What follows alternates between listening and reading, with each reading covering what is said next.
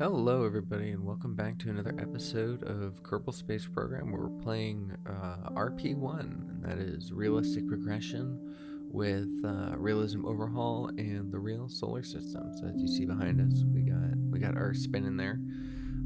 This is episode 2. In the last episode, we just kind of got our feet wet and played around. We made a rocket that did go upwards, but it was poorly designed, so I've done some studying, and I'm going to hopefully build a better one in this episode. So we're going to go ahead and just start a new agency. While I was testing things out, I ended up forgetting that I was on my main save, and I fast forwarded time until we were very far ahead. So I wanted to just kind of undo that. Roll it back, because I realized in the last episode we only got to testing. We never actually really flew anything, and so we did fly some things. We flew one rocket, but overall we didn't really make any kind of progression. So I'm just going to start a new agency for here, and this is going to be the agency that we use for our playthrough. Any other testing that I need to do, I'll do on a different save. So here we are, starting up in 1951. We go ahead and place our first skill point into the VAB to build things just ever so slightly faster. We come here to mission control, but there's no missions for us to accept, so we just fast forward time until we get into the morning time. That way, when we do our test flights, we'll be able to see what we're looking at instead of testing our rockets in the middle of the night. And now we go back to mission control to see if we got that contract. And here we are. We've got just a little one just to basically launch our first vessel. I was going to try to load one from the previous save, but I decided I'm just going to start fresh.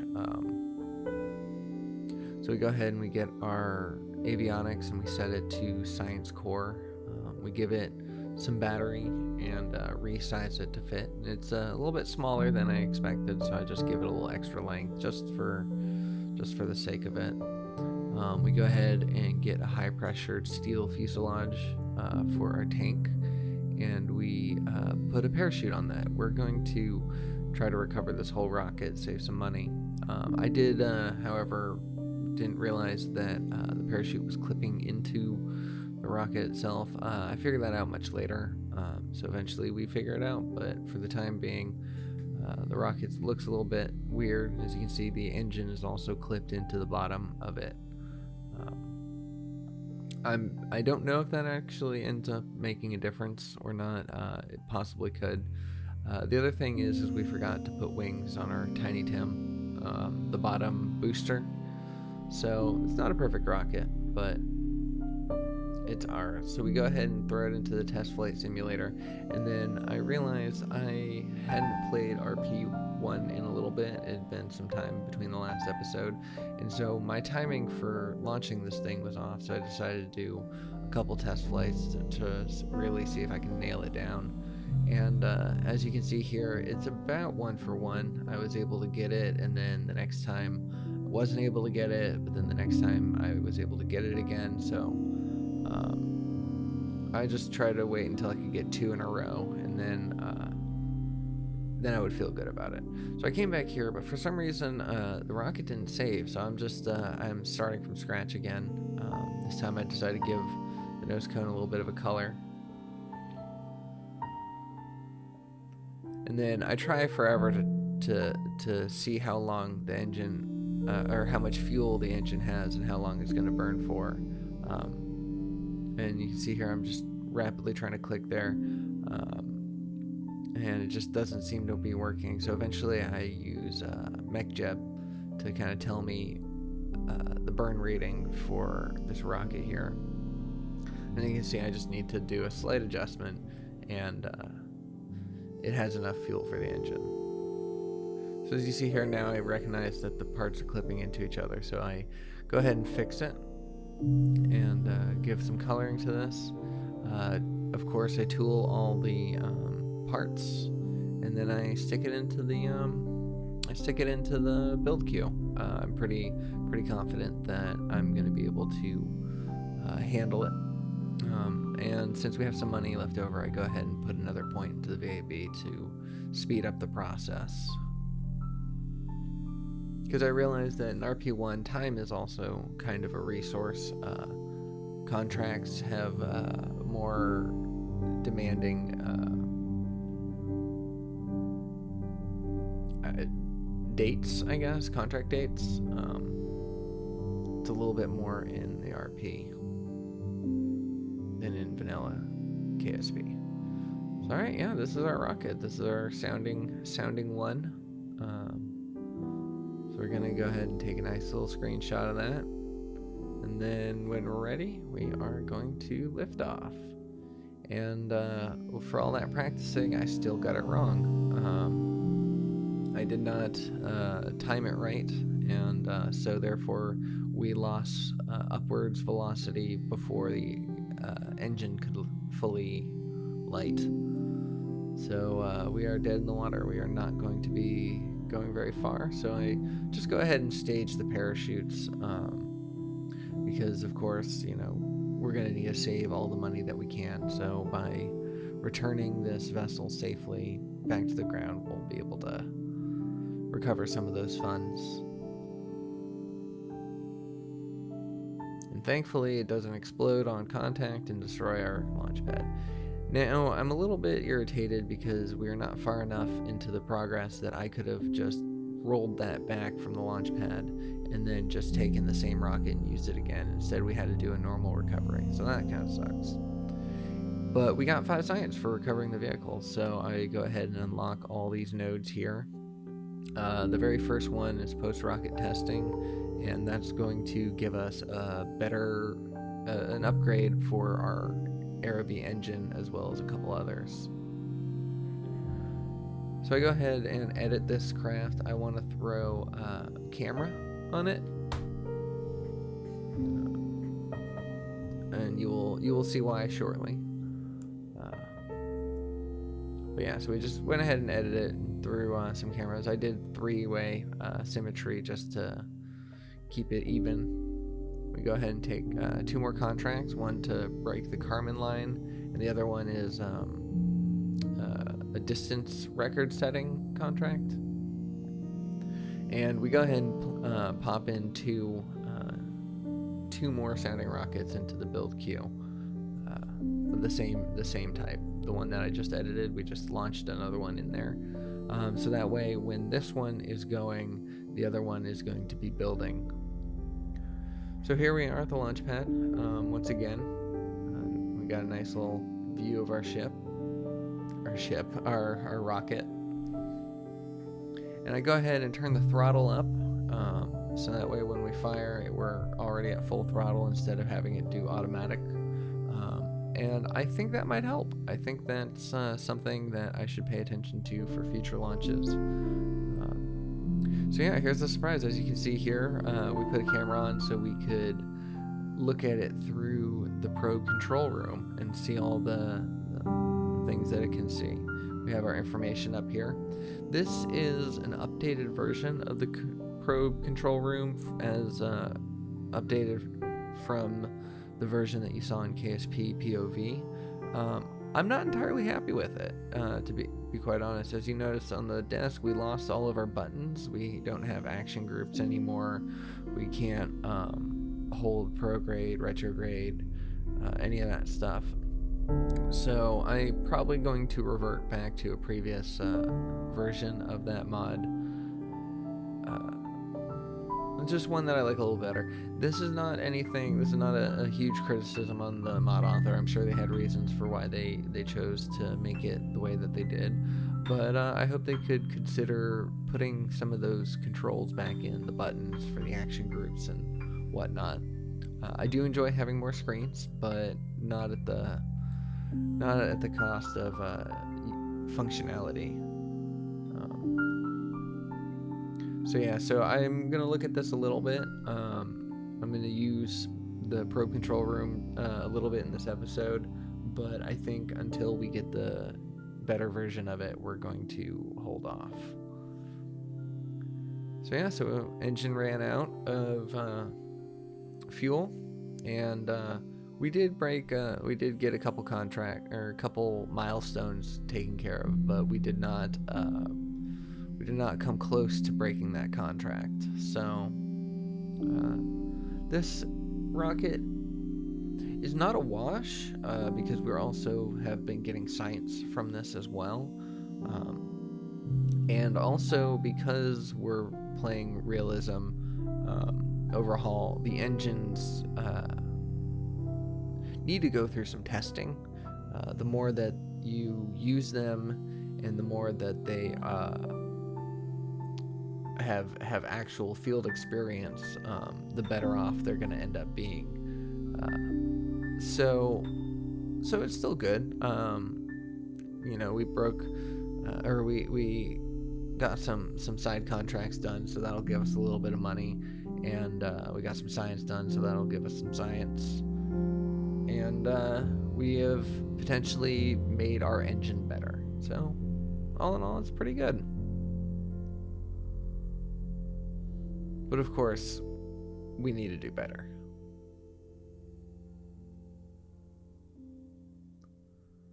I don't know why I thought that would be a good view. So I quickly abandoned the camera angle when spinning.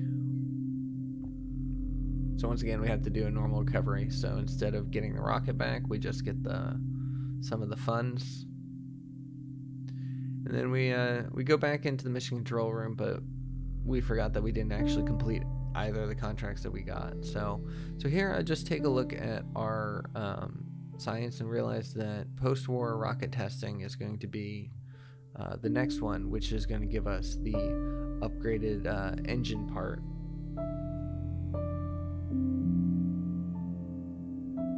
So now that that's done, I'm going to go ahead and just edit this craft.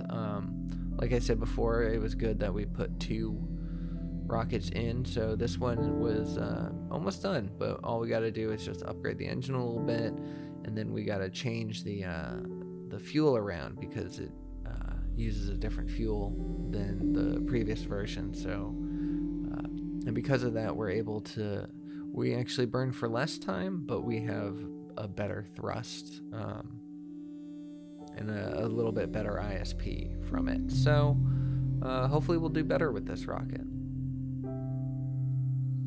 So go ahead and roll it out, and we're going to just warp to launch. And here we go. So yeah, once more, our great rocket. This time we decided to launch it from the probe control room, which is a little dangerous because we can't visually see when our rocket needs to be staged, but luckily we managed to do it correctly, and correctly on the first time, so that is quite a relief. Yeah, you see how claustrophobic that this desk is? It's just all cramped up. Here we go, our engine is firing, and we are holding very straight. So hopefully this is going to be a good run.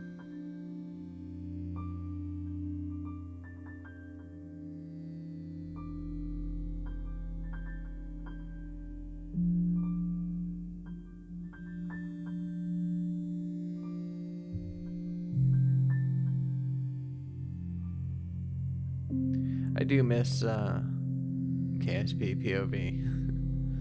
I'm looking forward to, I think rather than trying to do KSP POV in RP-1, I think I'll do POV Part 2 or Season 2 or whatever you want to call it, in our Escaping Kármán series.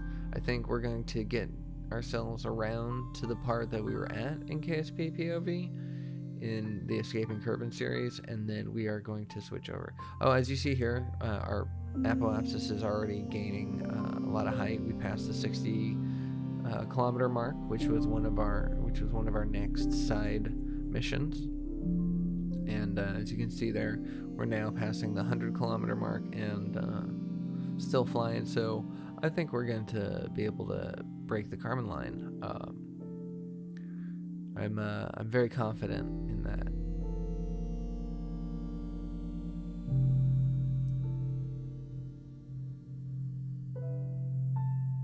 So there we go. We passed the 40-kilometer mark, which I believe was a side contract. As you see here, I'm going to kind of keep our contract window open to just keep an eye on our milestones. And I'm going to keep the avionics window open to just keep an eye on our science.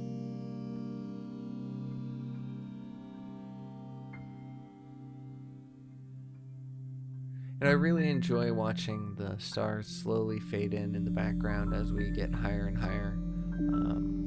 I think this version of Kerbal Space Program is just very pretty. Obviously, it's the real solar system, so I think just speaks to the fact that space itself is very pretty.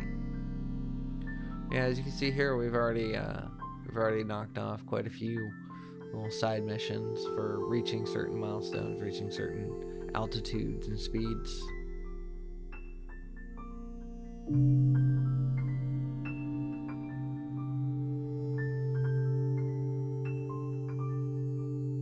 And there we go, we got another one.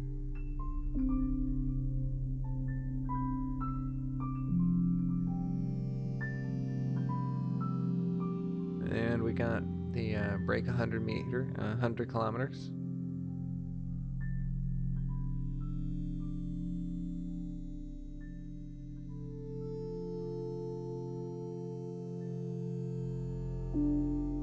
And there's another one.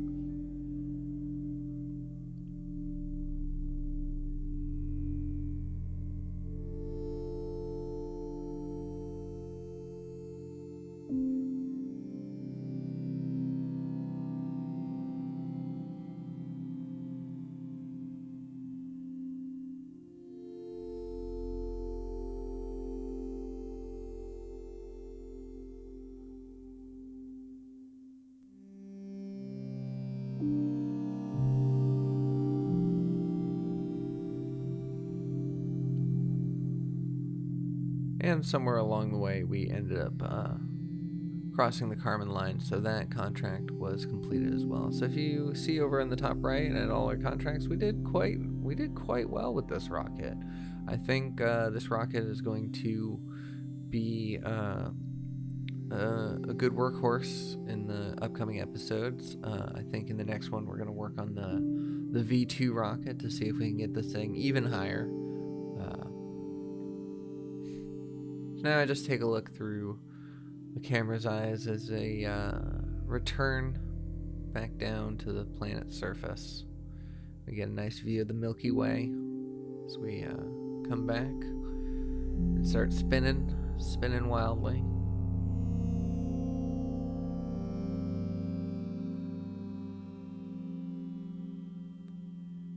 And before we're done, we're going to end up breaking one more record, and that's going to be a speed record. As you can see, we are just pointed down like a missile. Thankfully, we're over the ocean, so we're not going to be causing any international incidents.